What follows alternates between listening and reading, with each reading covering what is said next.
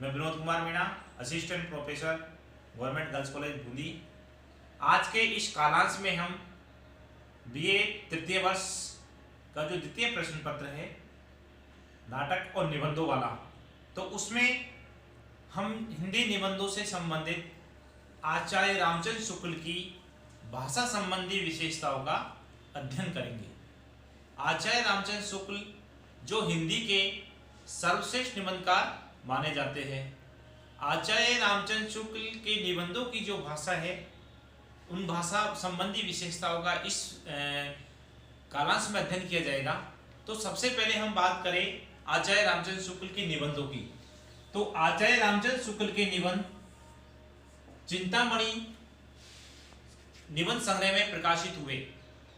इनके जो निबंध है वो दो भागों में प्रकाशित है। पहला भाग है इनका, वो है मनोविकारों से संबंधित निबंधों का, यानी मनोविकार कौन कौन से हो सकते हैं, ईर्ष्या, लोभ, माया, मोह, उत्साह। तो इनसे संबंधित मनोविकारों से संबंधित निबंध शुक्ल जी ने लिखे। इसके अलावा शुक्ल जी ने साहित्यिक समीक्षा से संबंधित निबंध भी लिखे। साहित्यिक समीक्षा से संबंधित निबंधों की रचना शुक्ल जी ने की। जो मनोविकारों से संबंधित जो निबंध थे, इनकी जो भाषा थी वो व्यवहारिक थी, सरल थी, सहज थी। और इन मनोविकारों से संबंधित निबंध है शुक्ल जी के, इनमें मुहावरों का प्रयोग भी भाषा में किया गया। जबकि समीक्षात्मक निबंध जो शुक्ल जी ने लिखे, इन निबंधों में जो भाषा का प्रयोग किया गया वो क्लिष्ट थी, संस्कृत से संबंधित थी, यानी एक स्टैंडर्ड भाषा का, मानक भाषा का इसमें इन्होंने प्रयोग किया। तो हम बात करें शुक्ल जी के भाषा से संबंधित विशेषताओं की, तो सबसे पहली जो विशेषता आती है वो है विशुद्ध साहित्यिक परिनिष्ठित हिंदी।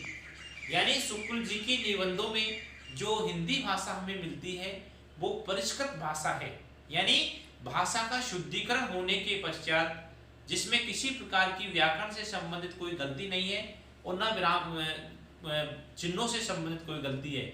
ऐसी साहित्यिक और परिष्कृत भाषा का प्रयोग शुक्ल जी ने अपने निबंधों में किया है। इसके साथ ही शुक्ल जी के निबंधों की जो भाषा है उसमें संस्कृत के तत्सम शब्दों का प्रयोग भी प्रमुख रूप से हुआ है। हम बात करें शब्दों की, तो मोटे तौर पर शब्दों को हम देखते हैं तो शब्द चार प्रकार के होते हैं, तत्सम, तद्भव, देशज और विदेशी। तत्सम शब्द वो होते हैं जिनका संबंध संस्कृत शब्दों से होता है, और तद्भव शब्द वो होते हैं जो संस्कृत से हिंदी में परिवर्तित हो गए।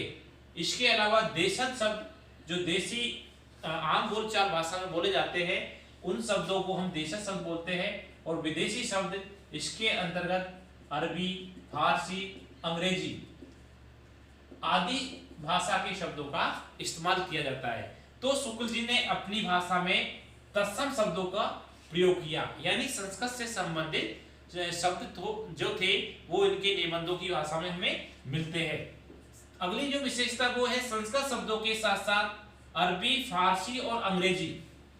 अरबी, फारसी और अंग्रेजी भाषा में जो प्रचलित शब्द थे उनका प्रयोग भी शुक्ल जी ने अपने निबंधों में किया है। जैसे वो शब्द कौन कौन से थे या किस प्रकार के हो सकते हैं, जैसे शौकीन, मतलब, बेवकूफी और इमेज। ये शब्द है जो दूसरी भाषा से संबंधित है। इन शब्दों का प्रयोग भी शुक्ल जी ने अपने निबंधों में किया है। अगली जो विशेषता है वो है वाक्य विन्यास, यानी शुक्ल जी के जो वाक्य के रचने की जो विधा है, जो कला है, वो पूरी तरीके से व्याकरण सम्मत है, यानी व्याकरण के नियमों पर आधारित है और सुसंगठित है। उसमें किसी भी प्रकार की गलतियां, अशुद्धियां हमें नहीं मिलती। हिंदी की जो मूल प्रवृत्ति का इसमें इन्होंने ध्यान रखा गया है। इनके जो वाक्य है वो हिंदी की प्रवृत्ति से संबंधित है, जो और अंग्रेजी भाषा के जो शब्द है उस प्रवृत्ति से इसे शुक्ल जी ने मुक्त रखा है। अगली जो विशेषता है, हम बात करें अलंकारों की, तो शुक्ल जी की जो भाषा है उसमें उपमा, रूपक, उत्प्रेक्षा जैसे अलंकारों का इन्होंने प्रयोग किया है। हम सभी जानते हैं कि अलंकार क्या है। अलंकार वो है जो काव्य में चमत्कार पैदा करते हैं, लेकिन यहाँ पर शुक्ल जी ने अलंकारों का प्रयोग चमत्कार पैदा करने के लिए नहीं किया, बल्कि किसने किया है, विषय को और अधिक प्रभावशाली बनाने के लिए, यानी कि भाषा को और अधिक प्रभावशाली बनाने के लिए शुक्ल जी ने अलंकारों का प्रयोग अपने इन निबंधों की भाषा में किया है। अगली जो विशेषता है वो है शुक्ल जी की जो भाषा है वो परिष्कृत, प्रौढ़ और साहित्यिक है। परिष्कृत का मतलब हम सभी जानते हैं शुद्धिकरण, और प्रौढ़ का मतलब पुरानी, और साहित्यिक यानी साहित्य के नियमों से बंधी हुई भाषा का इसमें प्रयोग इन्होंने किया है, जिनमें भाव प्रकाशन को अद्भुत क्षमता मिली है। यानी शुक्ल जी क्या कहना चाहते हैं अपनी भाषा के माध्यम से, यानी भावात्मक रूप से वो पाठकों को आकर्षित करते हैं। निबंधों की जो सबसे बड़ी विशेषता जो हमें मिलती है शुक्ल जी के निबंधों में वो क्या है, इनकी भाषा में कहीं पर भी ऐसा नहीं लगता हमें कि ये बोझिल है या उलझन पैदा करने वाली है। तो इनकी भाषा में कहीं भी बोझिल पर हमें देखने को नहीं मिलता, ना किसी प्रकार की कोई उलझन हमें यहाँ पर नहीं मिलती, और ना अस्पष्टता, यानी इनकी भाषा का अर्थ जो होता है वो हमें स्पष्ट रूप से समझ में आ जाता है, और व्याकरण संबंध इन भाषा का इन्होंने प्रयोग किया है। हम बात करें शुद्धियों की तो शुक्ल जी की भाषा है, हम शुक्ल जी के निबंधों को हिंदी के आदर्श निबंध मानते हैं, तो इनकी जो भाषा है उसमें कहीं पर भी हमें अशुद्धियां नहीं मिलती।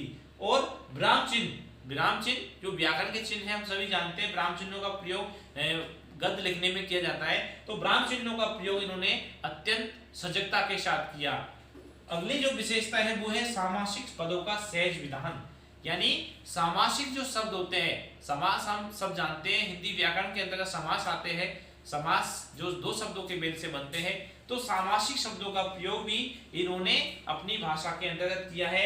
जैसे हम उदाहरण के तौर पर देखें तो शक्ति, सौंदर्य, समन्वित ये शब्द लिया उन्होंने, कर्म, भावना, प्रसून और वस्तु, व्यापार, योजना, ऐसे शब्द जो सामासिक पद है उनका प्रयोग विधान इनके निबंधों में हमें देखने को मिलता है। अगले जो विशेषता है वो है तद्भव यानी तत्सम शब्दों का प्रयोग तो शुक्ल जी ने किया ही है, संस्कृत के संबंधित तत्सम शब्दों का प्रयोग भी किया है, लेकिन इसके अलावा शुक्ल जी ने तद्भव और देशज शब्दों का प्रयोग भी किया है।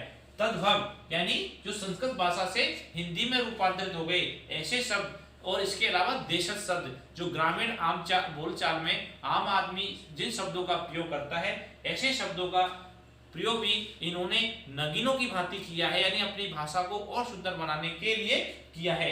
ऐसे हम देशज शब्द को लेते हैं, कौन कौन से हो सकते हैं, छेड़छाड़ है, गड़बड़ झाला है, सेत में, चटक मटक, खुल्लम खुल्ला आदि ऐसे जो शब्द है इनका प्रयोग भी शुक्ल जी ने अपने निबंधों की भाषा में किया है। इसके अलावा अंग्रेजी के जो पारिभाषिक शब्दावली है, जो अंग्रेजी के शब्द है उनका प्रयोग भी शुक्ल जी ने अपने निबंधों में किया है। उदाहरण के तौर पर हम कहते हैं रोमांटिज्म।